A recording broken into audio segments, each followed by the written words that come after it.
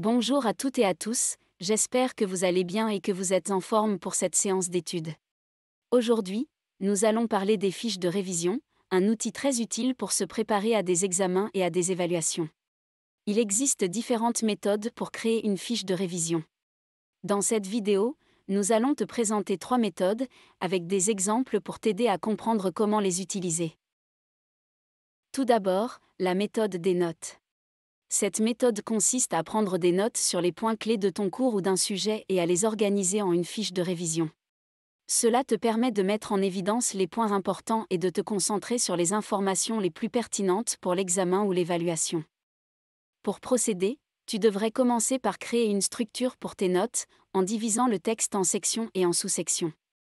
Ensuite, tu peux noter les points importants et les informations pertinentes dans chaque section. Tu peux aussi ajouter des notes de bas de page, des titres et des sous-titres pour aider à organiser l'information et à la rendre plus facile à lire et à comprendre. Tu peux également ajouter des détails, des exemples et des illustrations pour expliquer plus en profondeur les informations. Une fois que tu as fini de prendre des notes, tu devrais les relire et réviser le texte pour te rappeler des informations importantes. Il y a aussi la méthode des diagrammes. Cette méthode consiste à utiliser des diagrammes de flux, des schémas et des cartes mentales pour organiser les informations et les relier entre elles. Un diagramme de flux est un outil qui peut vous aider à organiser et à comprendre des informations complexes. Par exemple, un diagramme de flux peut montrer le processus de commande d'un produit, en incluant des étapes telles que la sélection des produits, le paiement et la livraison. Les schémas sont une excellente façon de résumer et de structurer les informations d'un cours. Dans cet exemple, l'élève a utilisé l'image d'un cœur et des flèches ont été placées de manière à noter les noms de chaque différente partie de l'organe. Pour finir, il y a les cartes mentales. Tu peux te référer à la vidéo d'étude alpha sur ces dernières pour en faire si tu en as besoin. Le lien sera dans la description. Enfin, il y a la méthode des listes qui est une technique efficace pour mémoriser un cours.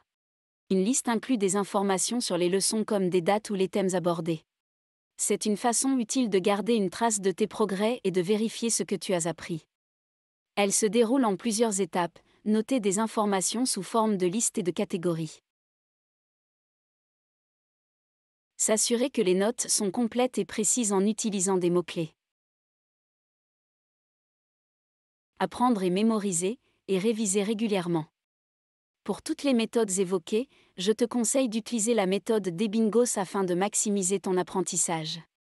Tu peux retrouver les détails de la méthode d'Ebbinghaus sur le site web d'Études Alpha. Pour finir, voici le mot de la semaine, loquacité. La loquacité est comme le chat du Cheshire dans Alice au pays des merveilles, elle peut parler, et ne s'arrête jamais. Une personne loquace est quelqu'un qui parle beaucoup et peut se montrer bavard. Des exemples de loquacité peuvent être le bavardage lors d'une fête, un long discours à la télévision, ou un ami qui parle sans cesse au téléphone. Et voilà, c'est tout pour aujourd'hui. Bon courage à tous pour l'étude et à la semaine prochaine.